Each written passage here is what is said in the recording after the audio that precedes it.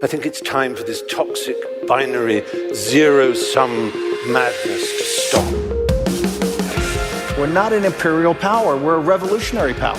We are no longer in a world where you can plot out moves statesman to statesman like a chessboard. If you don't know anything about my background or where I came from, it doesn't matter to you because fundamentally I'm a mean white man. We can't do this to the next generation because America will cease to exist. Welcome to the Munk Debates podcast. Every episode, we provide you with a civil and substantive debate on the big issues of the day, free of spin, focused on the facts, and animated by smart conversation to arm you, the listener, with enough information to make up your own mind. Today's debate, be it resolved, a society that allows billionaires is immoral. We have a grotesque and immoral distribution of wealth and income. Mike Bloomberg owns more wealth than the bottom 125 million Americans. That's wrong, that's immoral. That should not be the case when we got 500,000 people sleeping out on the street, where we have kids who cannot afford to go to college. Hello, I'm your moderator, Rudyard Griffiths. Well, billionaires are under attack in America and around the world by the likes of Bernie Sanders, the frontrunner for the Democratic Party's nomination for President of the United States. The billionaire class stand accused of accumulating vast amounts of wealth by exploiting workers, destroying the environment for profit, and corrupting governments and public institutions to do their bidding. Needless to say, the super wealthy and their defenders disagree. Mayor Bloomberg, should you exist? I can't speak for all billionaires. All I know is I've been very lucky, made a lot of money, and I'm giving it all away to make this country better. I'm the only one here that I think that's ever started a business. Supporters argue that billionaires, like Michael Bloomberg, former New York mayor and 2020 Democratic presidential candidate, are innovators and wealth creators. They have supposedly created millions of jobs, invested in the technologies that will define our future, and through their massive charities help needy people and causes around the world. Maybe most important of all, billionaires are powerful examples of how people can succeed beyond their wildest dreams in free market capitalist societies. On this episode of the Munk Debates podcast, we challenge the essence of these arguments by debating the motion, be it resolved, a society that allows billionaires to exist is immoral. Arguing for the motion is Jacobin publisher and editor Bhaskar Sunkara. Arguing against the motion is James Pethokoukis. He's a journalist and a policy analyst at the American Enterprise Institute and a contributor at CNBC. James, Bhaskar, welcome to the Munk Debate podcast.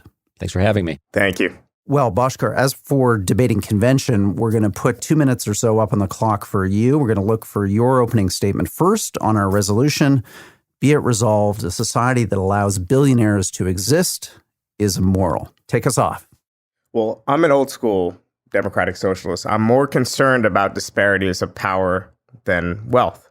But billionaires are a symptom of an unequal system. It's a system that's allowed a handful of people to accumulate an outsized role in the lives of others. Not just an outsized wealth, but an outside role in people's autonomy, in their ability to participate in our democratic structures and so on. So wealth construction may not be a zero-sum game, but on the shop floor, for instance, of a workplace, in our democracy, power and autonomy are. So I've been looking at this Democratic Party nomination race. I'm sure many people in the US and Canada are. And it's a perfect example. There's two people among the last batch of Democratic contenders vying for the most powerful office in the land. And Bloomberg and Steyer are both there mostly on the merits of their wealth, mostly on the merits of the fact they've been able to bring to bear in this race millions upon millions of dollars to spend, whereas the other candidates, even more moderate candidates like Joe Biden, have to try to assemble money from small donors and from the rich and from super PACs and so on. So this in itself shows the problem with billionaires in our society. It's a violation of the democratic principle of one person, one vote. It threatens to undermine our political democracy. If you look at Bloomberg, it's a classic definition of an oligarch, in that it's someone who's ideologically flexible, who's hopped from party to party, but who's overriding and has personal business interests, but is using their money, their billions of dollars, to try to influence our political process. So it's not just about the old socialist dream of extending political democracy into social and economic spheres. It's a threat to our very minimal political democracy that exists today and all the gains of the past. Now, on this moral question, again, in a different sort of society, if we could abstract away our current society and we think, okay, maybe there could be a country or an environment, a certain particular labor market, or let's say a longshoreman, his skills are so high in demand that longshoreman is making $10 million a year and could retire one day with $1 billion in savings. Would that be immoral? Absolutely not. My problem is less with the sheer number and the amount of wealth, so much as the outsized influence of this group of people, our current billionaires, and the role that they're playing in our society. Bhaskar, thank you for that opening statement, arguing in favor of our motion, be it resolved. A society that allows billionaires to exist is immoral. James, we're going to go to you for the counterpart, the argument against our motion. Let's put 2 minutes on the clock and have your opening statement. Thanks. One of the most interesting parts of economics are sort of natural experiments. Economics in the wild. You don't have to have any fancy models. You don't have to, have a bunch of philosophizing. You can actually see how things work. For instance, if we were talking about what's a better way of running society, socialism or capitalism, we could sort of theorize about it, or we could look at actual real world examples. For instance, we could see how West Germany stacked up against East Germany, or we could look up how North Korea stacked up against South Korea, or even maybe how Cuba stacked up against Puerto Rico.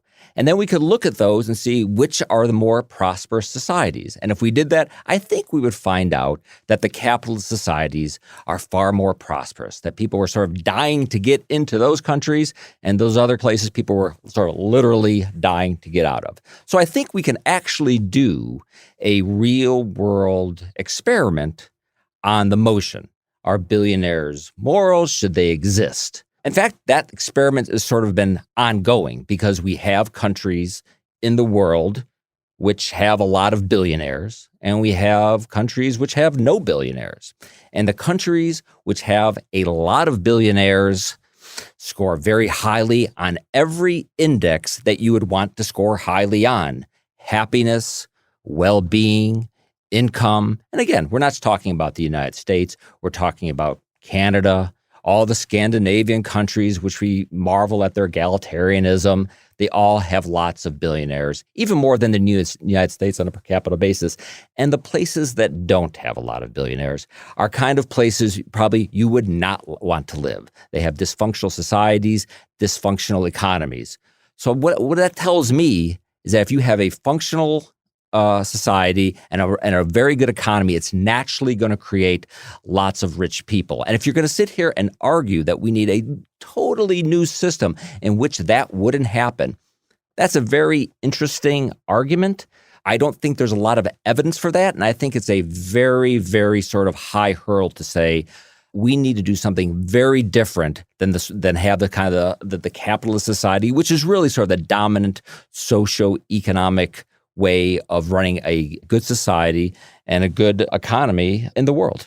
James, thank you for those thoughtful opening remarks. And before I go to both of you for your rebuttals, let me just, for the benefit of our listeners, just quickly summarize where we stand in this debate, your respective opening statements. Bhaskar, you're making a point to our listeners that the problem with billionaires is more than just the money they've amassed. It's their political power. It's how they use that money to change and shape the democratic process into something that furthers their aims and objectives, in a sense, obliterating, in your view, the notion of one person, one vote, and just the fundamental equality of all citizens. James, you make an interesting point here about the real world and how societies that allow billionaires to exist seem to be societies that thrive in comparison to those that don't, therefore raising the question, what happens? What are the costs of substantially changing our society in such a way as to obliviate billionaires as a phenomenon? What would be the cost that all of us would incur as a result of that? I think these are two great different opening arguments to set up this debate. Let's now go to rebuttals. So Bhaskar, again, I'm going to put a couple minutes on the clock for you to rebut what you've heard from James. Well, what I appreciate about James' remarks is that he took it from the abstraction to talk about the concrete, the real world. Now, let's think about the way that other functioning societies have worked and the role of democracy in those societies. So he mentioned the Nordic states. He mentioned Sweden. So if you take a country like Sweden, Sweden was governed by self-described democratic socialists, by a party with roots in the Marxist Second International from 1930 to 1976, with only a couple months of interruption, and then they were back in power in 1982. During this period, the Swedish economy was, of course, still an economy that had private ownership of firms, but the entire structure of this economy was shaped by a powerful workers' federation, the LO, and by centralized bargaining. The wage demands pushed by both this social democratic party with Marxist roots and by this worker association were so extreme that it forced Swedish capitalists to invest in this kind of high-wage economy, this economy that was incredibly capital-intensive. It forced weak firms out of business and allowed other firms to expand and thrive. But it was driven primarily from these forces of the left. And this, of course, was a system that worked. It was a system that allowed people to have greater opportunity and progress. It was a system that was more democratic. It was a system in which, no matter where you were born in the country, you could be reasonably assured of a good life. That's not the case in a place like the United States, where your life outcomes, if you're born in Fairfield, Connecticut, compared to Hartford, every single American would tell you that it's going to be different depending on where you're born in any given state. Now, this is just an example of the type of system that the left has pushed for and that the program of Senator Bernie Sanders is pushing for, that in fact, these demands are being galvanized by people who are using billionaires as a symbol, as a totem for what's wrong in society today. Now, concretely, can you imagine a social democratic system functioning and thriving and producing a certain group of people that are making billions of dollars? Well, unless you have a maximum income rate, unless you have a massive wealth tax, which doesn't figure very prominently in these new proposals on the left, then yes, hypothetically. But that's a very different society than the type of society that created Michael Bloomberg, that's created Tom Steyer, and that's creating dozens of new billionaires in the United States, because that society is one that's giving us a tremendous amount of child poverty, more than any other rich nation on earth, that's giving us tens of millions of uninsured people, that's giving us the opioid epidemic and a lot of the poverty and desperation that you're seeing amid tremendous riches. And that's at hand here. We could talk about the horrors and absolute horrors of authoritarian communism in the 20th century. We should also talk about the track record of success of democratic socialist parties throughout the 20th century. And I think a lot of the anti-billionaire rhetoric is getting at the resurrection of the latter, not the former. Thank you, Bhaskar. So, James, your rebuttal, and maybe just as opposed to focusing what Bhaskar just said, you might want to touch on that. But if you could really go back to his opening statement and this argument about the political seeming injustice of billionaires and how they're affecting democracy, especially in the United States. So for me to believe that billionaires and the super wealthy have too much power, in reality, I would expect to see a certain kind of society. And I don't think that's the kind of society that we've seen for the last 30 or 40 years, in which we've supposedly had this massive explosion of income inequality and wealth inequality. And yet, we've had corporate tax rates among the highest in the industrial world. We've had taxes on investments among the highest in the industrial world. We just had a trade war, something that businessmen and wealthy people did not want. Over and over again in the United States, you see those kinds of policy preferences not happening. But where do you see those policy preferences happening? Well, in those egalitarian Scandinavian states, where, by the way, they have more billionaires per capita than the United States, where they have very low corporate tax rates, where they have very low rates on investment, where they have very open trading system. Those kinds of egalitarian nations aren't anything like the sort of world that Bernie Sanders has been outlining. Sweden was very close to being a failed state by the 1990s. People weren't working. They had massive banking problems. They had massive fiscal problems. And they had to become, I think, what Bhaskar might say, more neoliberal to get to where they are today, which is a thriving economy, scores very well on all those indexes, sort of the fantasy version of Bhaskar's argument. That doesn't actually exist in this world. Now, maybe he could create that in the future, and perhaps he can point to one example here or there, which gives him hope that that's what we could do. But that is not what we have actually working and succeeding in the world as we know it. You're listening to the Munk Debates podcast. Be it resolved, a society that allows billionaires is immoral. If you like this podcast, make sure to check out our other episodes, including debates on everything from impeachment to social media to whether China poses an existential threat to the U.S.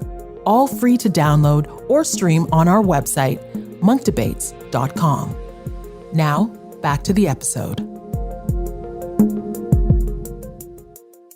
Bhaskar, as we move into the kind of moderated middle of this debate, I want to pick up on this point of James's that billionaires are symbols of the larger underlying productive capacity and dynamism of any one capitalist country or market. Let's have you respond to a clip we're going to play of Leon Cooperman, someone I'm sure you know well, who was hitting back against Elizabeth Warren, also running for the Democratic nomination, and her kind of pointed critique of billionaires. The idea of vilifying wealthy people is so bogus.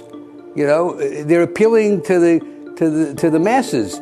Every billionaire I know made their billions by providing a productive, useful service or product. And that's why they made their money. And then they take that money and they give it back to society. So, Bhaskar, you know the argument. It's a simple one, but for some people it's a powerful one, that a lot of these billionaires, Leon Cooperman included, they're self-made. They created something that was a product or service of incredible value that benefited society as a result of it being of value, and in turn, they reap the rewards of that. Why isn't that a kind of virtuous circle in any society or economy? Well, I think that we could reject the idea that billionaires or capitalists more general are parasites, and we can say that indeed a lot of these people had performed a valuable social function and that they created new enterprises, which took a degree of entrepreneurial risk, and they provided some role with managerial oversight of these enterprises and so on. But I guess the real question is, do we believe that these enterprises they created that were so productive and so profitable, do we believe that the workers also played a major role setting those things up? Do we believe, in other words, that wealth is socially created? If we believe wealth is socially created, then we should think those workers collectively, through their organizations like trade unions and through a democratic state, has some dominion over that socially created wealth. You made that money off the backs of undocumented people. You made that money off of the backs of Black and brown people being paid under a living wage. You made that money off of the backs of single mothers. And all of these people who are literally dying because they can't afford to live. And so no one ever makes $1 billion. You take $1 billion. So in a country like the United States that has a fairly anemic welfare state, that would mean saying that some of this billionaire wealth should be taken and given to the state. It also means that if we push towards a model that I prefer, a more social democratic model, then what we would end up with is more of this wealth, before it even gets to the billionaire, would be reinvested into expanding productivity, expanding production. And right now, what we're seeing is billionaires capturing an outsized portion of the social product, then giving some back through philanthropy. You know, not all these people are sociopaths. I would rather not rest the future of human civilization on people like Jeff Bezos donating billions of dollars to a climate fund. The richest man alive, Amazon CEO Jeff Bezos, has announced he's giving away $10 billion to fight climate change. In a post on Instagram today, he unveiled the Bezos Earth Fund. He says the project will fund scientists, activists, NGOs, and any other effort that will help preserve our warming world. He says the fund... I'd rather that money be handled in large percentage by the state and by, again, these collective institutions that we have more democratic voice over. Thank you, Bhaskar. But James, come in on this point about the extent to which we need a society in which wealth is recycled. And then when we have these concentrations of wealth, as we're seeing in the United States, Canada, around the world, there's something fundamentally unfair about that wealth is not being recirculated through democratic institutions that are accountable to citizens. They are being done at the whims of the business directions or the philanthropy of the uber rich. And that's fundamentally undemocratic. Well, I would like the money funneled through government, and government can think of things to do with that money. But I also like the fact that billionaires use philanthropy and bring a different perspective and maybe different ideas on how to tackle big problems. I think there's a world for both, just like I think there's a world where you have a thriving private sector economy, which allows people to come up with good ideas and get really, really rich, along with a state that provides a social safety net and valuable public goods. You can have absolutely both.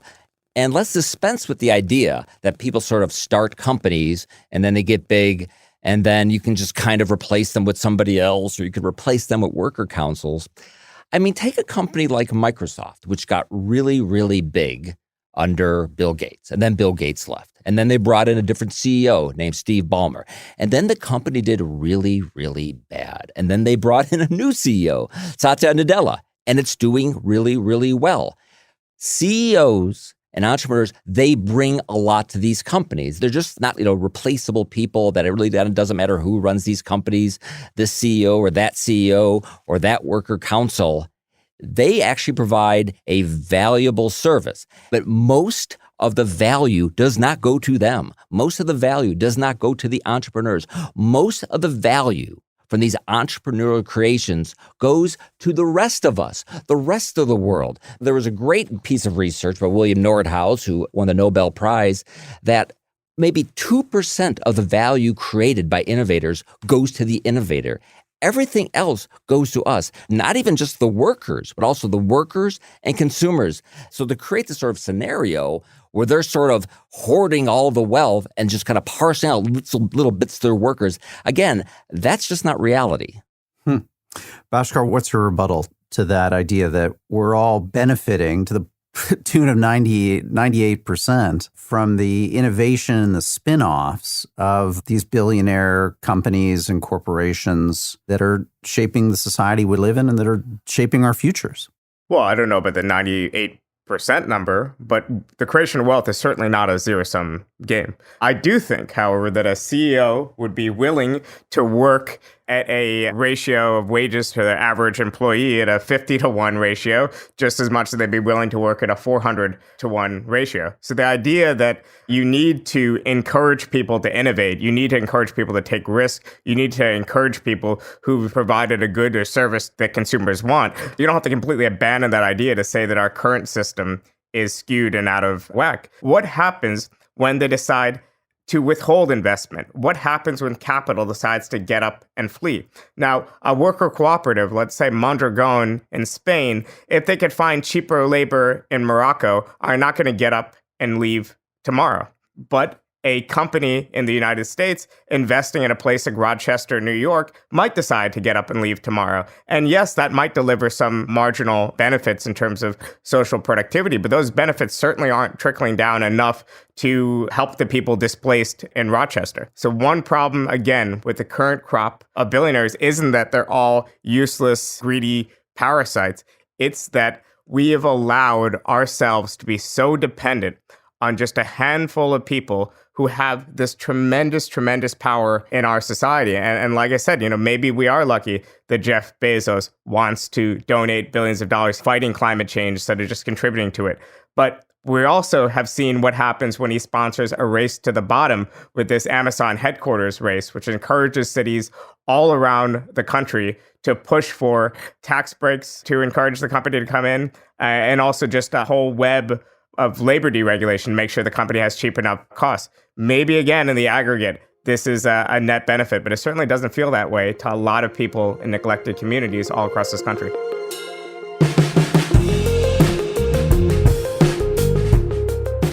You're listening to the Munk Debates podcast. Be it resolved, a society that allows billionaires is immoral. Arguing for the motion is Bhaskar Sunkara, editor and publisher of Jacobin. Arguing against the motion is James Pethokoukis, an economic analyst at the American Enterprise Institute and a CNBC contributor. Now, back to the episode.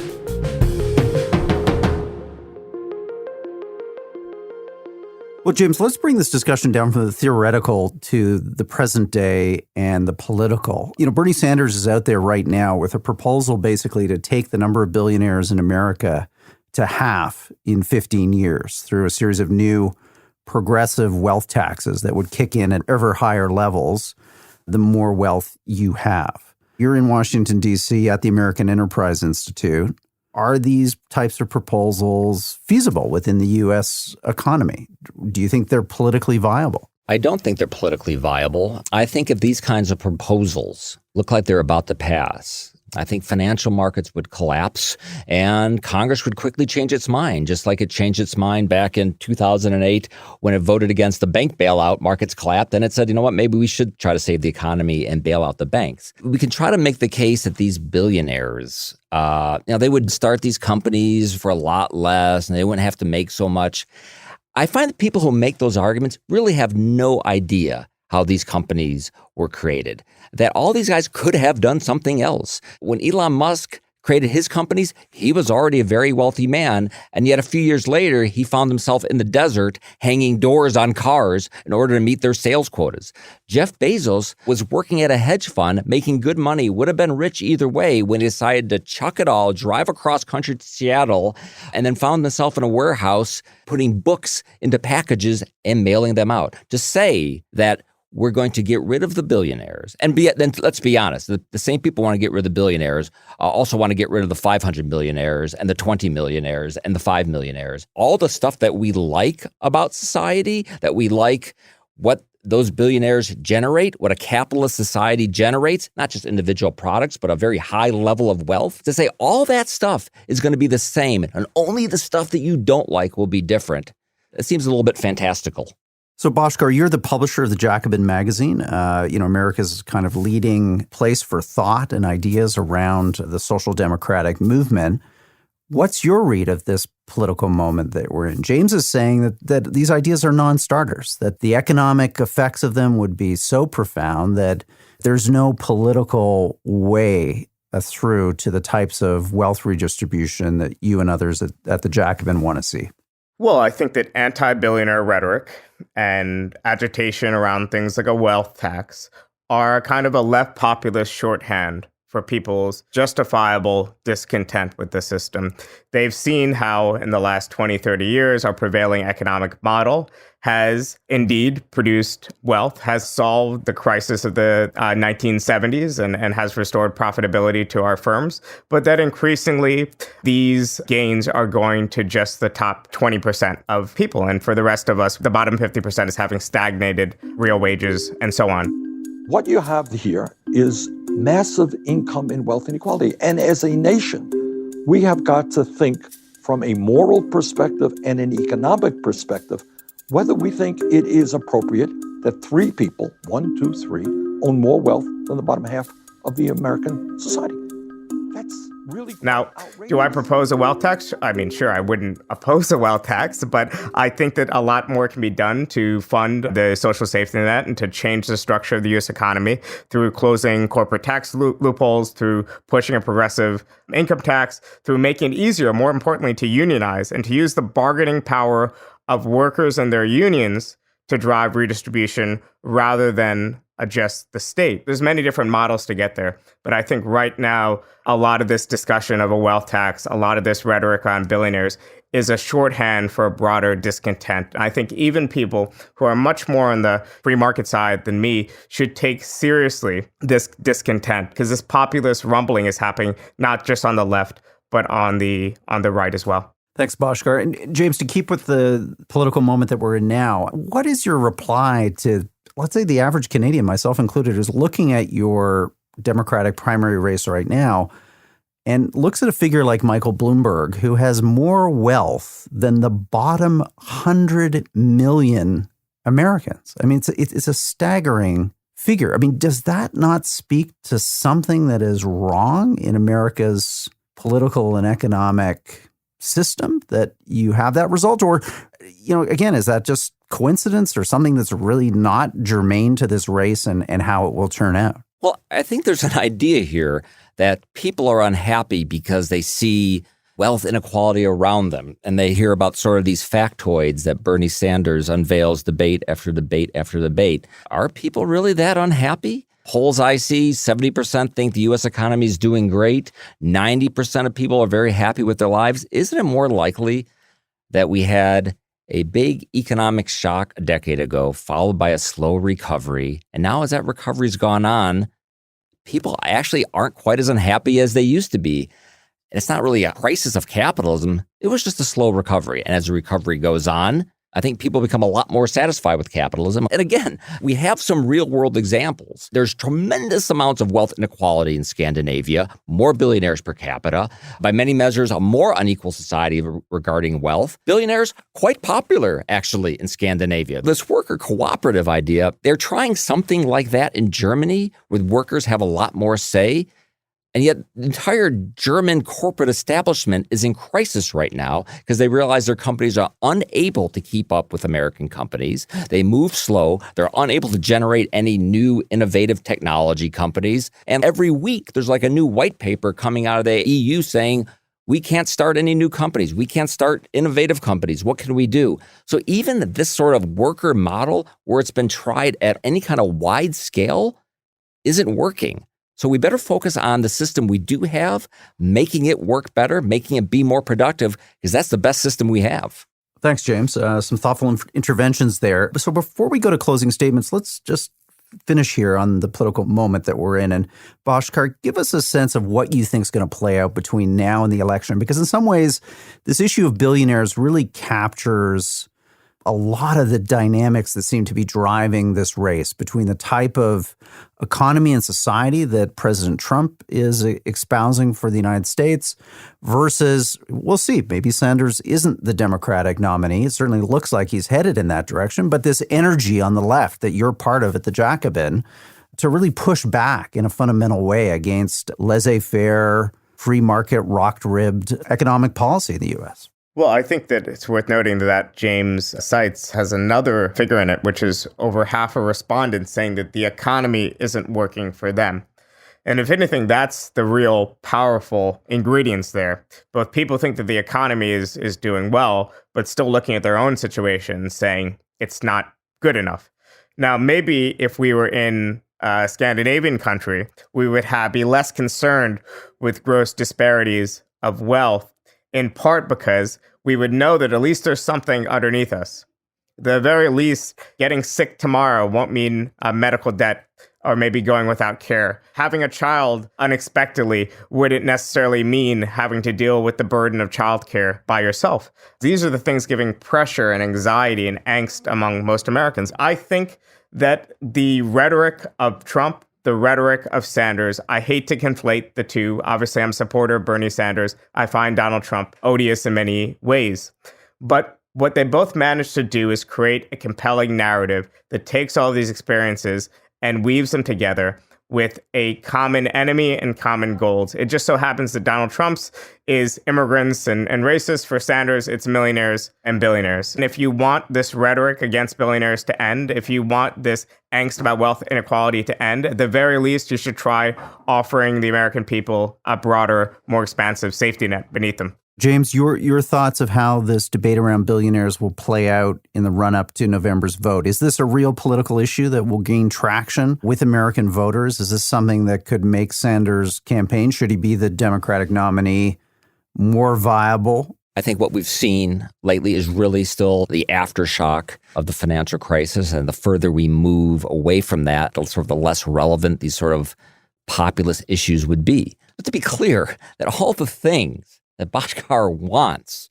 Remember, what the premise of the debate is about billionaires existing. But as he himself admits, we can have all the things that he would like and have billionaires. So billionaires aren't really the obstacle to having a somewhat more egalitarian country, a bigger safety net. He may not like how it's being done here, and maybe he'd prefer how it's done in Scandinavia, but we can have a more egalitarian society and billionaires. So if that's his admission, then I guess the debate's over, because they can exist and should. Bhaskar, you have a challenge there. Do you want to take it up in your closing statement? Yes, sure, absolutely. Well, I think that billionaires are indeed a symptom. Now, should billionaires exist? Well, billionaires are a product of this society that has given a tremendous amount of power and wealth to a few, while giving declining shares of this great socially created wealth to many. So in our current society, I don't think there's a justification for people to have billions of dollars while other people are struggling to survive. We're living in a political democracy. So a model not only has to function at the economic level, but it has to actually maintain a political mandate. And what we're seeing now is the collapse of the neoliberal model's political mandate. And the challenge to it is going to come from both the left and the right. I'd much rather live in Bernie Sanders' America than live in Viktor Orban's Hungary. That's our real challenge going forward, to figure out how can we create a society in which every single person has the opportunity to reach their creative potential. And along the way, we're going to get opposition from the small group of politically influential billionaires as we try to establish things like universal childcare, as we try to establish things like single-payer health insurance and these other safety net programs. If you want this safety net, you have to take on the political power of billionaires. The question of what happens to their wealth, what it's capped at, and whatnot, to me, that is indeed a side question to this broader question of politics, power, and really the future of our societies. Thank you, Bhaskar. So, James, we're going to give you the last word in today's debate. Be it resolved, a society that allows billionaires to exist is immoral. Let's have you take us home. Well, first, I've sort of let this pass by. Wages have not been stagnant for 40 and 50 years. There was a bad period in the 70s and 80s, but since 1990, real wages, that's wages adjusted for inflation, of the typical worker, not the manager, but the kind of on-the-line worker, are up by 30%. I wish they were up more, and I think we need higher productivity rates to boost those wages higher, but they certainly have not been flat. And listen, if you're really concerned about wealth inequality, the way is not to sort of destroy the system as we know it and then try to create a brand new system. Let's do all the things that we sort of know how to do that would make society more equal, but also be economically efficient. I would tell Bhaskar, spend your time working on the housing issue. That's a big chunk of the wealth inequality problem, is that we don't build enough housing in this country. How you have very high home prices. People can't move to high productivity cities. And when they get there, all their higher wages are eaten up by housing. That's what Jacobin should be focusing on housing, creating more wealth for people.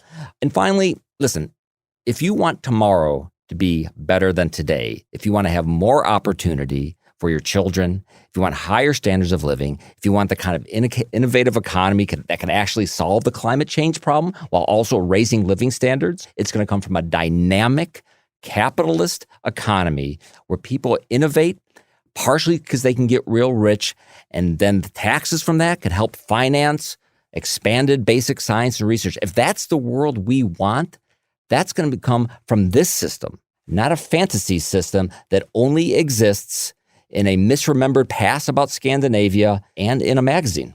Well, James, Bhaskar, Terrific debate. This is one of the big issues that will continue to define the political and economic conversation in the coming months and the lead up to November's vote. Your thoughts, your insights, the civility of this debate, a real credit to you both. On behalf of the Munk Debates, thank you. Thank you. Thanks for having us.